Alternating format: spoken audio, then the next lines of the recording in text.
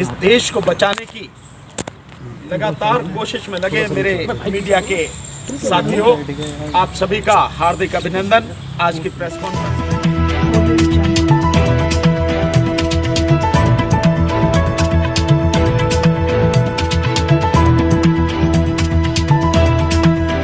पर जो भी वक्ता ने कहा वो उसकी अपनी राय है, जिसकी पुष्टि नेशन न्यूज इंडिया नहीं करता। धन्यवाद। आने के लिए बहुत बहुत धन्यवाद। साथियों, आज एक केस कोर्ट में लगा हुआ था, चीफ जस्टिस साहब की कोर्ट, और आप जानकर हैरान होंगे जो डाटा मैं अब आपके सामने दे रहा हूं कि इस देश का इलेक्शन कमीशन किस कदर बेईमान और किस कदर गैर जिम्मेदार, मैं दोनों शब्द यूज कर रहा हूं, और सरकार के साथ मिलकर इस देश के जो वोटर्स हैं उनके साथ कितना बड़ा धोखा किया जा रहा है। संविधान का अनुच्छेद 324 इलेक्शन कमीशन को जितनी पावर देता है वो सिर्फ इसलिए कि वो independently free, fair and transparent election करा सके। वो जो बाकी बेईमानी कर रहा है और किस तरह से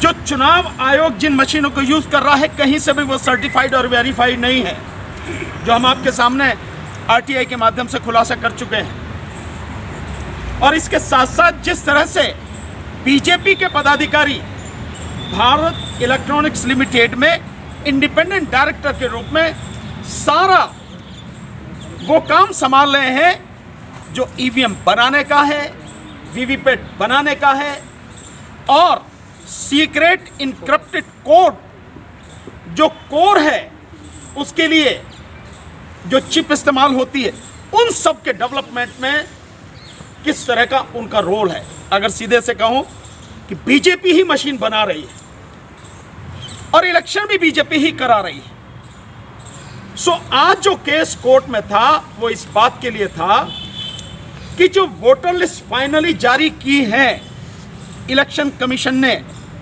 पूरे देश के लिए, जो 2024 का चुनाव होने वाला है, जो 1 जनवरी 2024 को बेस लेके उन्होंने सारा सर्वे कराया, और इलेक्शन कमीशन ने एक लेटर जो जारी किया, उस लेटर में बाकायदा लिखा कि जो वोटर लिस्ट बनानी है उसमें डोर टू डोर जाके, यानी घर घर जाके ये वेरीफाई करना है कौन कौन वोटर हैं, कौन नया वोटर है, कौन मर गया और कौन व्यक्ति यहां से जाके दूसरी जगह शिफ्ट कर गया।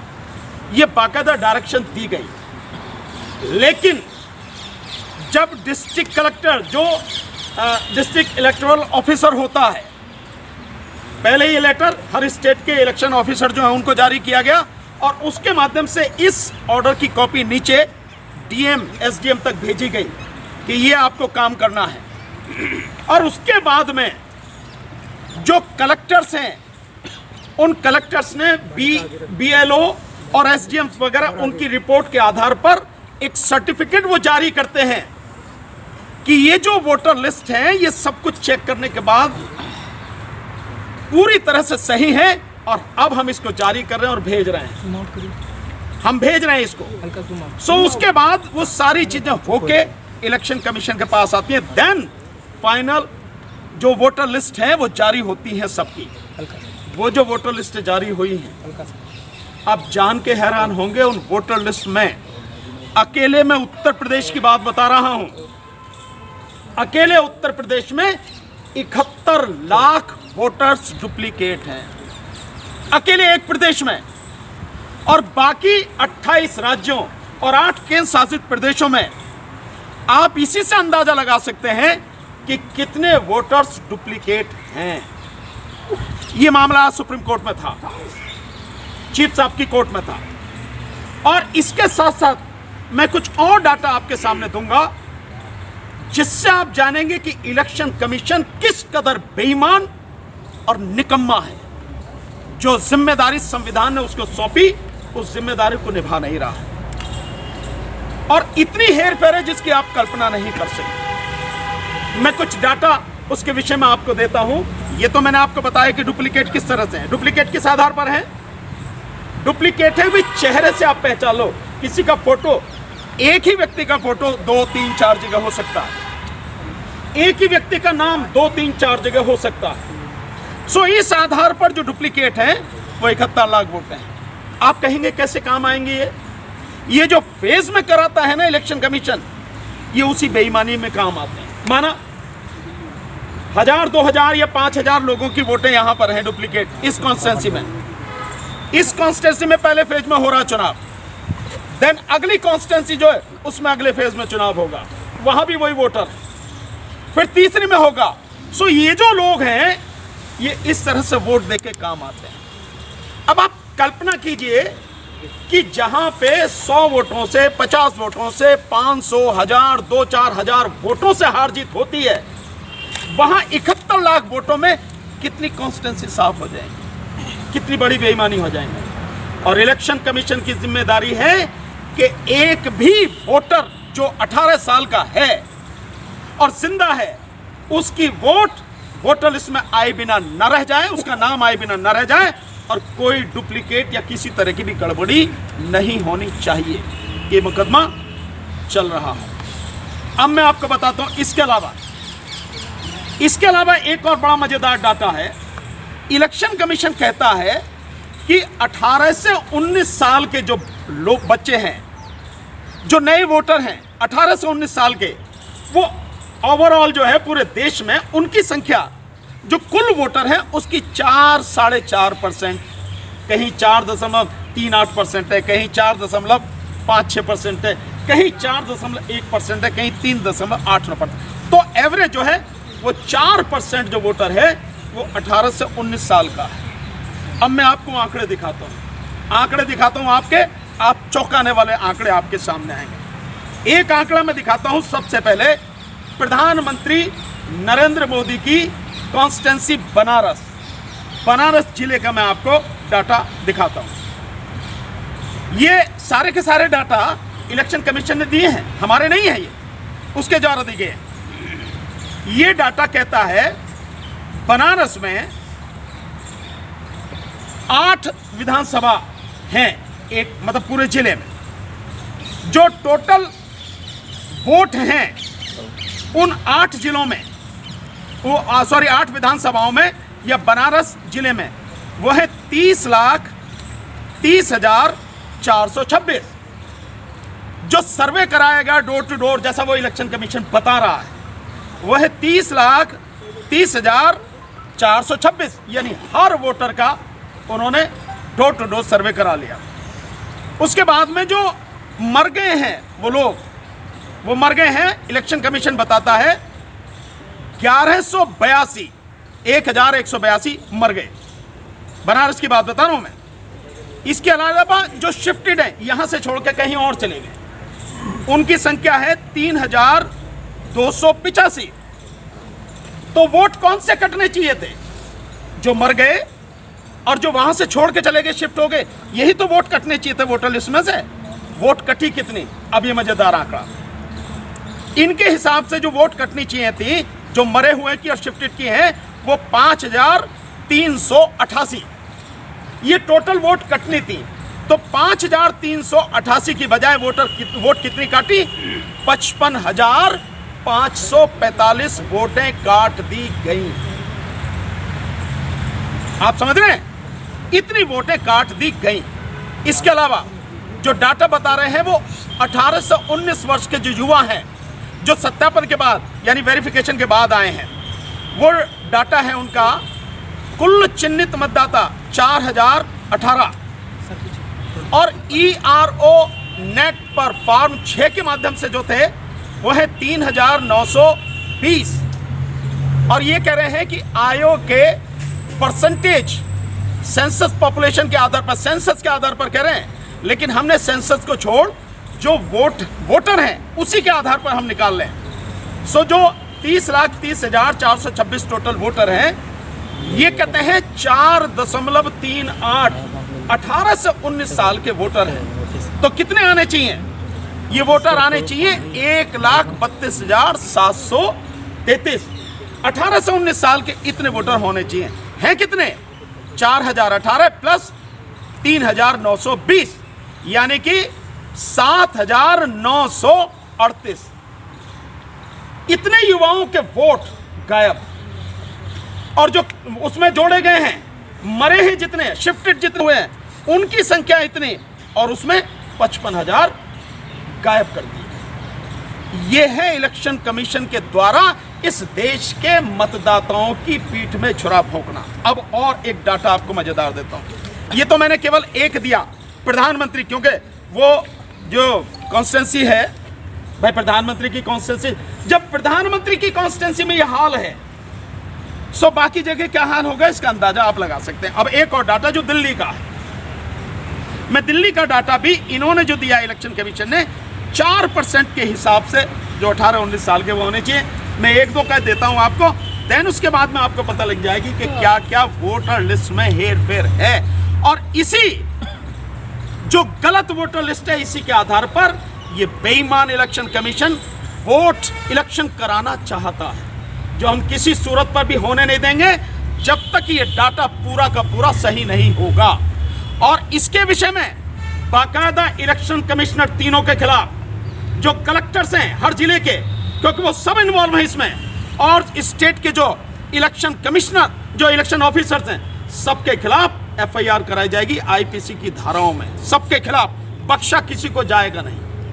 वो क्या है दिल्ली का, आप देखें, मैं बताता हूँ। दिल्ली की बुराड़ी जो है, मैं सिर्फ उस बुराड़ी विधानसभा का बताता हूँ, बाकी मेरे पास सारा है डाटा। सो बुराड़ी विधानसभा में, जो सेंट्रल डिस्ट्रिक्ट में पड़ती है, इलेक्टोरल जो मिले 3,83,271। वेरीफाई कितने का किया? 3,83,271, सबको वेरीफाई कर लिया। शिफ्ट कितने हुए? 574। और मर कितने गए? 0, कोई नहीं मरा। और दोनों मिला के कितने हो गए? 574। तो वोट कितनी कटनी चाहिए थी? 574। काटी कितनी गई? 285। बाकी क्यों नहीं काटी गई? अब आगे आ जाइए। जो 18 से 19 साल के वोटर हैं, जो आइडेंटिफाइड किए गए, वो थे 4,635। जो फॉर्म 6 के माध्यम से ERO नेट से मिले, वो थे 319। यानी कि टोटल जो ये हैं लगभग 5,000 हैं जो 18 से 19 साल के वोटर हैं। पर जो कह रहे हैं कि 4% होना चाहिए, 4% के हिसाब से जब निकालते हैं तो वो आते हैं 15,331। ये नौजवान 18 से 19 साल के वोटर होने चाहिए। 10,000 कहां गए? 10,000 कहां गए? वोट कोई किसी को दे, उसका हक है, लेकिन ये जिम्मेदारी के इलेक्शन कमीशन की है कि हर वोटर का नाम जो जिंदा है वोटर लिस्ट में होना चाहिए। और बाकायदा सुप्रीम कोर्ट की 2023 की जजमेंट है, उसमें सुप्रीम कोर्ट ने कहा है कि एक भी वोटर का वोट कटे बिना रहना नहीं चाहिए। ये है इनकी सारी की सारी कार्रवाई। और ये किस सेक्शन में आता है? ये दफा 420 IPC, दफा 467 IPC, 468 IPC, 471 IPC और साथ में 120B IPC के तहत इन सब के खिलाफ मुकदमा दर्ज कराएंगे। हम कोर्ट में चल रहा है। और जिस तरह की सारी चीजें ये करना चाह रहे हैं, वो किसी हालत में हम होने नहीं देंगे। हमारी बात को वेरीफाई करने के लिए पूरा इलेक्शन कमीशन की वोटर लिस्ट नेट पर पड़ी है। इलेक्शन कमीशन की साइट पर जाओ, आप निकाल के देखो, आपको सारी चीज अपने आप से वेरीफाई करो। आप, हम जो कह रहे हैं, हम तो डॉक्यूमेंट के साथ कह रहे हैं, हमारे पास सारे पेपर हैं, लेकिन आप वहां जाके सब कुछ करो। और किस तरह से ये सारे के सारे कलेक्टर, ADM और SDM ये फंसेंगे, क्योंकि वोटर लिस्ट जिले में बनाना, विधानसभा में बनाना, तैयार करवाना, ये उनकी जिम्मेदारी है।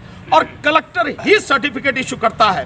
क्या इस सर्टिफिकेट इशू करता है, वो मैं आपको एक बार पढ़ के सुनाता हूं, जो हर कलेक्टर उसकी जिम्मेदारी है, जो वो देता है कि बिना इस लेटर के वो दे नहीं सकता। देखिए, और ये सब हमने RTI में लिया हुआ है, ये सारा, ये देखें आप, ये वो सर्टिफिकेट है जिसे जिले का कलेक्टर इशू करता है, जिस समय वो फाइनली कहता है कि सबकी जांच कर ले घर घर जाके और सब कुछ बिल्कुल सही है, और अदालत भी अगर इन सारे सबूतों को नहीं मानेगी तो देश पूरा हम सब मिलके सड़क पर आंदोलन करेंगे, और जब तक ये सही नहीं होगा तब तक किसी सूरत में इस बार चुनाव होने नहीं देंगे। ईवीएम तो होने ही नहीं देंगे ईवीएम से, लेकिन इसके बिना भी नहीं होने देंगे। क्या है, मैं पढ़ के सुनाता हूं, थोड़ा सा सही रहेगा आपको। यह है भारत निर्वाचन आयोग के निर्देशानुसार। कब दिए निर्देश? दिनांक 21/7/2023 से 21/8/2023 को तक घर घर सत्यापन की कार्रवाई के संबंध में समस्त निर्वाचक रजिस्ट्रीकरण अधिकारियों, सहायक निर्वाचक रजिस्ट्रीकरण अधिकारियों से प्राप्त किए जाने वाला प्रमाण पत्र है, ये देते हैं। नीचे आप देखेंगे जिला निर्वाचन अधिकारी बुलंदशहर, उसके दस्तखत है। ये देखो, एक जगह का दिखा रहा हूं मैं, ये हमारे पास सारे प्रदेश के हैं ये, और साथ में है उप जिला निर्वाचन अधिकारी। कौन होता है? एडीएम और एसडीएम, ये वो हैं। और इनके साथ कहता है प्रमाण पत्र क्या है देना होता है? मुख्य निर्वाचन अधिकारी के निर्देशों के अनुपालन में जनपद में अवस्थित समस्त विधानसभा निर्वाचन क्षेत्रों के निर्वाचन रजिस्ट्रीकरण अधिकारी, सहायक निर्वाचन रजिस्ट्रीकरण अधिकारी से निर्धारित प्रारूप पर प्रमाण पत्र प्राप्त कर लिए गए हैं। कलेक्टर साहब कह रहे हैं जनपद में अवस्थित समस्त विधानसभा निर्वाचन क्षेत्रों का निर्वाचक नामावलियों में अर्हता यानी क्वालिफाइड तिथि जो दे रखी है 1/10/2023 यानी 1 अक्टूबर 2023 तक के हैं ये सारे सब कुछ, जिसमें 2024 का चुनाव होना है, के आधार पर अर्ह पंजीकृत नागरिकों के नाम शामिल किए जाने के संबंध में फॉर्म 6 भी प्राप्त कर लिए गए। जनपद में अवस्थित सभी विधानसभा निर्वाचन क्षेत्रों में अर्हता तिथि 1/1/24 के आधार पर अर्ह होने वाले यानी क्वालिफाइड होने वाले सभी भावी मतदाताओं से मतदाता सूची में नाम शामिल करने के संबंधित फॉर्म 6 प्राप्त कर लिए गए हैं। जनपद में उपस्थित सभी विधानसभा निर्वाचन क्षेत्रों में 3 अर्ह तिथियों के आधार पर अर्ह होने वाले भावी मतदाताओं के नाम सम्मिलित किए जाने के संबंध में फॉर्म 6 प्राप्त कर लिए गए हैं। जनपद में अवस्थित समस्त विधानसभा निर्वाचन क्षेत्रों की निर्वाचक नामावली में विद्यमान सभी प्रकार की त्रुटियों के संशोधन की कार्रवाई कर ली गई है। सब कर लिया उन्होंने, कोई त्रुटि छोड़ी नहीं है। तो ये 71 लाख वोटें डुप्लीकेट कैसे हैं? ये वोटें बच्चों की जितनी होनी चाहिए 18 से 19 साल की, उनकी जितनी होनी चाहिए उनके आधार पर 4% वो कहां हैं? जितने मरे, जितने शिफ्ट हुए, उससे ज्यादा या कम क्यों काटी गई हैं? कौन है इसके लिए जिम्मेदार? साथ में आगे दिव्यांग मतदाताओं के लिए मार्ग मतदाताओं के चिन्हांकन की कार्रवाई कर ली गई है। सब कुछ करके ये इन्होंने दस्तखत दिए, और ये गवर्नमेंट ऑफ इंडिया की, वो गवर्नमेंट ऑफ यूपी की मोहर है सब कुछ। ये घपला लगातार चल रहा है, और ये बिल्कुल सिद्ध करता है जो मैं पहले कह रहा था कि इलेक्शन कमीशन ऑफ इंडिया न रह के इलेक्शन कमीशन ऑफ मोदी बन गया है। और जिस तरह से इस देश का प्रधानमंत्री भ्रष्ट और बेईमान है, ठीक उसी के अनुसार इस देश का चुनाव आयोग भी बेईमान और भ्रष्ट होकर इस देश के मतदाताओं की पीठ में छुरा भोंक रहा। ये खुलासा हमें करना, आगे जब इनके एफआईआर कराएंगे तब आपको सब बुला के बताएंगे।